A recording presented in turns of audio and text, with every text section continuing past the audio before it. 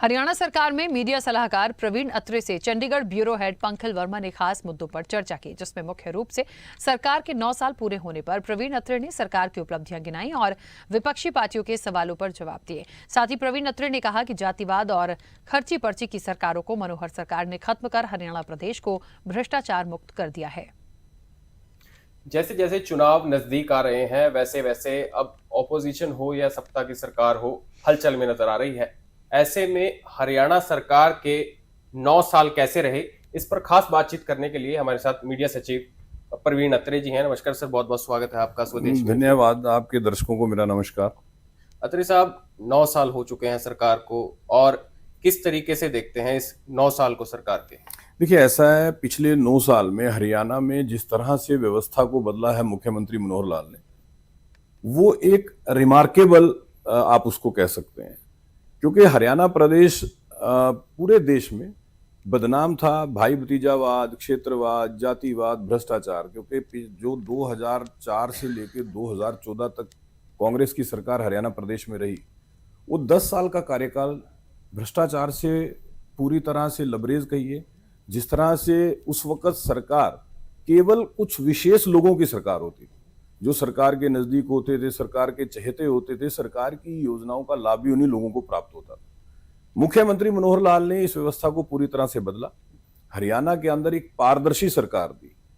आप जानते हैं कि हरियाणा के अंदर तबादला उद्योग चलता था, विशेष तौर पे तबादलों में जिस तरह के हालात हरियाणा प्रदेश में रहते थे। अगर मैं शिक्षा विभाग की बात करूं तो ऐसे बातें, अक्सर किस्से सुनने को मिलते थे कि किसी भी अध्यापक को अपनी ट्रांसफर के लिए 1 महीना, 2 महीना, 3 महीना की सैलरी देनी पड़ती है। इस तरह की चर्चाएं होती थी हरियाणा। मुख्यमंत्री मनोहर लाल ने तकनीक का उपयोग करके ऑनलाइन ट्रांसफर शुरू किया, और ये एक ऐसी योजना थी जिसको दूसरे प्रदेशों ने अडॉप्ट किया हरियाणा में लागू होने के बाद। इसके अलावा अत्रे साहब, एक आरोप जो मौके की हरियाणा सरकार पर लगता आ रहा है कि बेरोजगारी पर नंबर 1 हरियाणा, इसको किस तरीके से देखते हैं? और हुड्डा साहब या अन्य मंत्री ये कहते हैं कि हमने अपने समय में इतनी नौकरियां लगवाई, मेरे इतने बच्चे लगे हैं। इस घटनाक्रम को अगर हम देखें तो हरियाणा का डाटा ये कहता है कि हरियाणा नंबर 1 है बेरोजगारी में, और दूसरी तरफ ऑपोजिशन ये कहता है कि हमारे समय में नौकरियां लगी। नहीं, देखिए, ये भी आपने जो कहा आरोप, विपक्ष एक झूठ का नैरेटिव खड़ा करने का प्रयास करता है, लेकिन प्रदेश की जनता को सच का पता है, इसलिए विपक्ष का जो नैरेटिव है कभी भी बन नहीं पाता। अगर नौकरियों की बात करें तो जो आंकड़े हैं, जो सच्चाई है, जो फैक्ट्स है, उस पर हम नजर डाल लेते हैं। भूपेंद्र सिंह हुड्डा 10 साल प्रदेश के मुख्यमंत्री रहे। उन्होंने लगभग 84,000 सरकारी पक्की नौकरियां दी, जो ऑन रिकॉर्ड है। आखिरी में आपसे एक सवाल लेना चाहेंगे अत्रे साहब, 9 साल होने वाले हैं सरकार को, हो चुके हैं।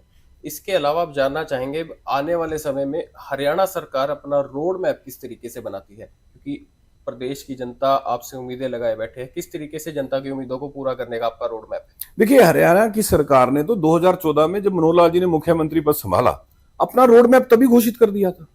मुख्यमंत्री मनोहर लाल का तो एक ही रोड मैप है, और वो है हरियाणा का विकास, समान विकास। आपको याद होगा, मुख्यमंत्री मनोहर लाल ने मुख्यमंत्री बनते ही एक नारा दिया था, हरियाणा एक, हरियाणवी एक, समान विकास। ये पहले ऐसे मुख्यमंत्री हैं जिन्होंने सभी विधायकों को 5 करोड़ रुपए विकास कार्यों के लिए, चाहे वो पक्ष का विधायक है, चाहे वो विपक्ष का विधायक है, सबके लिए घोषणा की थी। ये पहले ऐसे विधायक है। इन्होंने नहीं देखा कि कौन पक्ष का विधायक, कौन विपक्ष का विधायक है।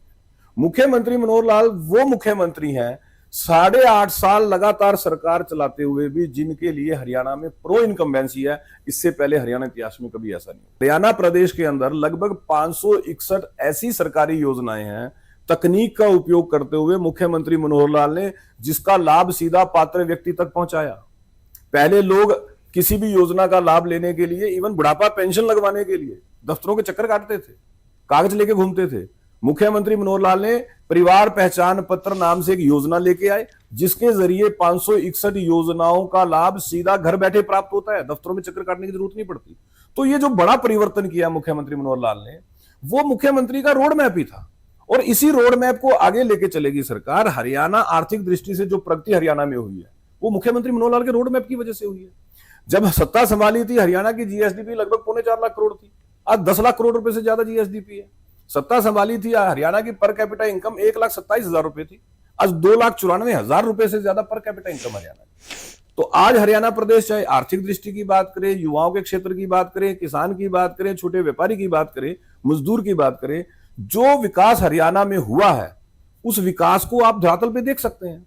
हरियाणा वाहिद वो प्रदेश है जिसका हर जिला किसी ना किसी नेशनल हाईवे से लगता है, और कुछ ऐसे जिले हैं जहां 5-5 नेशनल हाईवे लगते हैं।